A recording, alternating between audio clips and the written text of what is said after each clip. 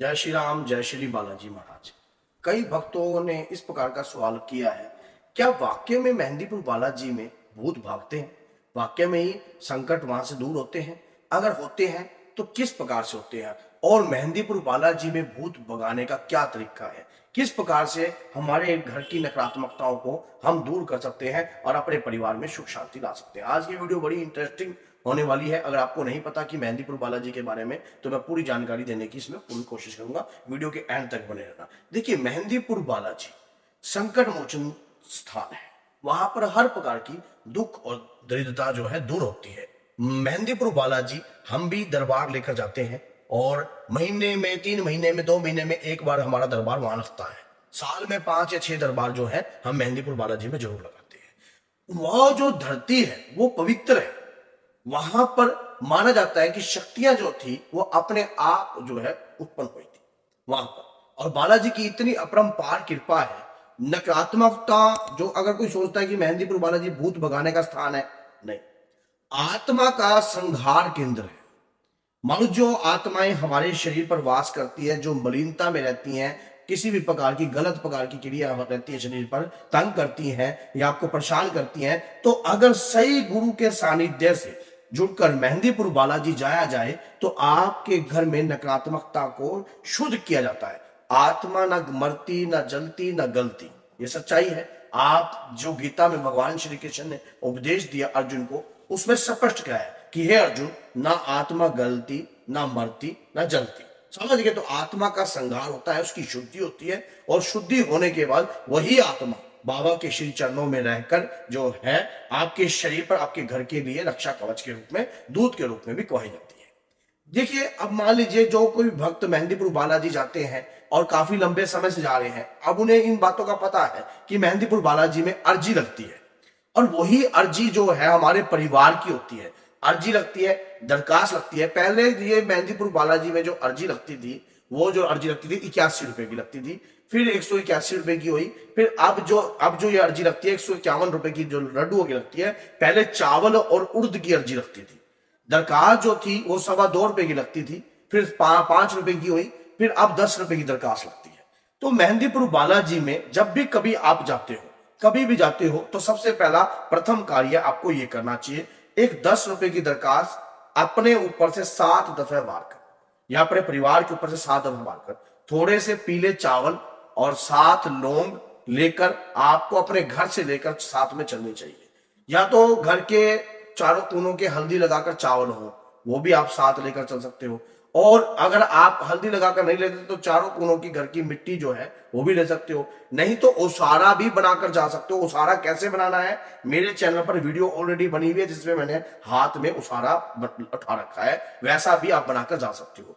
तो आप जब इस प्रकार का कार्य कर मेहंदीपुर बालाजी जाते हो, तो जो नकारात्मकताएं घर में होती हैं वो उस पीले, कहते हैं कि पहले आप कोई कार्य करते थे, शुभ कार्य में या विवाह कार्य करते थे, कुछ भी कार्य करते थे, उसमें हल्दी के चावल लगाते थे। तो उसी प्रकार से घर की जितना भी नकारात्मकता है वो सब का सब उन चावलों के साथ जो है मेहंदीपुर बालाजी चल पड़ती है। बाबा के जो दान पात्र में वो दरखास्त के साथ वो सामान डाल दीजिए, क्योंकि अभी उसारे का कोई कार्य है नहीं, उसारा अंदर जाने नहीं देते, उसारा के लिए रोकते हैं और बाहर ही रखवा लेते हैं। तो आप इस प्रकार से भी कार्य करके जा सकते हो। लेकिन माना जाए अगर आप उसारा भी बनाकर ले जा रहे हो बाबा का, तो बाहर जो रखवाते हैं, चढ़ता तो बालाजी में ही है, माना तो बालाजी में ही जाएगा। तो इसी प्रकार से आप उसमें भी आपको व्याकुल होने की जरूरत नहीं है। अगर कोई व्यक्ति उसारा लेकर जा रहा है तो उसारा भी लेकर जा सकता है, लेकिन इस प्रकार से भी जा सकता है जैसे मैंने आपको बताया है।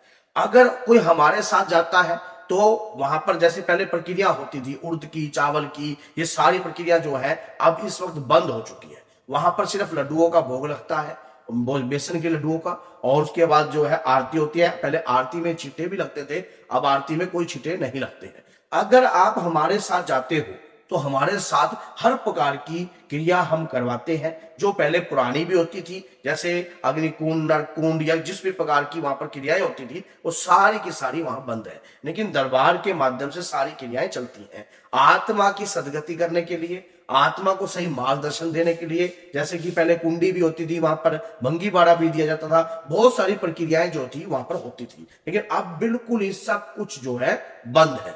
लेकिन अगर दरबार के साथ आप चलते हो, हमारे साथ अगर आप जाते हो और आप किसी भी प्रकार की नकारात्मकताओं से ग्रस्त हो, परेशान हो, तो आप हमारे साथ जाकर अपने घर की नकारात्मकताओं को दूर भी कर सकते हो। बाबा की इतनी अपरंपार कृपा होती है, जो भक्त सच्चे दिल से दरबार से जुड़कर कार्य करता है। अभी जो लोग हमारे साथ जाते हैं या जो हमारे साथ गए हैं, उन्होंने भी नकारात्मकताओं से पीछा छुड़ाया है। पहले उनके घर में भी नकारात्मकताएं बहुत थी, हमारे खुद के घर में नकारात्मकताएं बहुत थी, तो बाबा की कृपा से ही सारा कार्य होता है। कहते कि जब बाबा कृपा करते हैं ना, तब आपके घर में सभी नकारात्मकताओं को खत्म कर कर शुद्ध कर देते हैं और वहां पर शुद्धि का प्रक्रिया होती है। लेकिन कई लोगों के कारण, उल्टे कार्यक्रम के कारण कार्यक्रम बिगड़ भी जाता है। कई लोगों को कार्यक्रम करने का सही तरीका नहीं पता होता है और वो फिर क्या करते हैं, वो मेहंदीपुर बालाजी ले तो जाते हैं, लेकिन वो कार्यक्रम का पता नहीं है। क्योंकि आत्मा का देखा जाता है ना, कोई प्रेत है, कोई चुड़ैल है, कोई मलिन है, कोई कैसे है, कोई तुम्हारे घर की है। अगर घर की है और वो प्रेत योनि में चली गई है, तो उसे क्या मार्गदर्शन देना चाहिए, किस प्रकार का रास्ता दिखाना चाहिए, और इस आत्मा को बंधन में करवाना चाहिए या नहीं करवाना चाहिए। तो ऐसी प्रक्रिया उन लोगों को नहीं पता होती, तो वो क्या करते हैं, बस सारे चीजों का रोग निकल जाए। और फिर आपके घर में क्या होता है, सेफ्टी तो रहती नहीं है, क्योंकि आपके घर की जो प्रेत है, जो पितर थे कभी आपके, और वो आपके पितर रूप में माने जाने चाहिए थे शुद्धि करवाकर, लेकिन उनको कोई, किसी ने अगर ऐसे व्यक्ति के साथ जाते हो जिसको कोई लेना देना नहीं है, वो वहां बंधन करवा देता है। बंधन करवाने के बाद आपका घर खाली। अब बाहर की कोई भी आइटम आपके घर में प्रवेश कर जाती है। फिर आप कहते हो कि मैं मेहंदीपुर बालाजी तो गया था, लेकिन कुछ समय मेरे को आराम हुआ और फिर उसके बाद आराम नहीं हुआ। फिर आपके माइंड में ये रहता है क्या शायद कोई हमारे ऊपर बार बार तंत्र कर रहा है, बार बार हमारे परिवार पर कोशिश कर रहा है, नकारात्मकता भेज रहा है, गंदी शक्ति भेज रहा है। बालाजी भी हम हुआ हैं, लेकिन फिर भी हमारे घर में शांति नहीं है।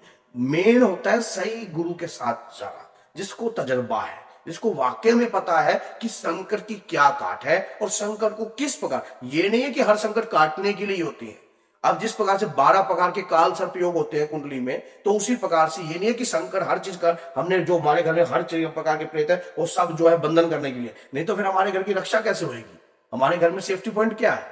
तो क्या होता है, उस प्रकार से प्रक्रिया देखी जाती है, समझदारी का कार्य होता है ये। उस प्रकार से आप बाबा की कृपा के माध्यम से ही सारा कार्य होता है। अगर आप भी परेशान हो और आपको कोई रास्ता नहीं मिल रहा है और किसी ने आपके साथ भी इस प्रकार की प्रक्रिया कर दी है और जहां आपको रास्ता नहीं मिल पाया है, फिर वो आप कहते हैं कि मेरे ऊपर तो 30 साल से तो मैं पेशी खा रहा हूँ, 30 साल से मेरे ऊपर पेशी आ रही है, मेरे शरीर में आराम नहीं होता है, मैं आज तक मेरे सौदे की काट नहीं हुई है, किसी ने मेरे सौदे को पकड़ा नहीं है। तो सही गुरु के सानिध्य से जाकर हर चीज की पहचान होती है और हर चीज की कार्य होती है। अब हमारा जो 3 दिन दरबार लगता है, उसमें क्या होता है, यही प्रक्रिया होती है कि जो उनकी डोज है, जैसे किसी चीज को, किसी के शरीर स्वस्थ नहीं है तो उसकी डोज उसको दी जाती है। इसी प्रकार से प्रक्रिया चलती है, इनकी क्रिया होती है। जो प्रेत हमारे घर में वास कर रहा है, जो प्रेत योनि में है, उस प्रेत योनि से उसको मुक्त करवाने के लिए हम जो रास्ता है वो मेहंदीपुर बालाजी के माध्यम से प्राप्त होता है। और बालाजी जाने से 101% जो है नकारात्मकता जो है आपके घर से दूर होती है। लेकिन सही सानिध्य से जाओगे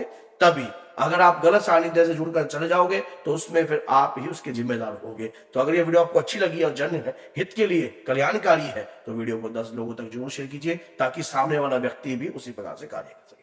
तो बोलिए जय सीता राम, जय माता दी।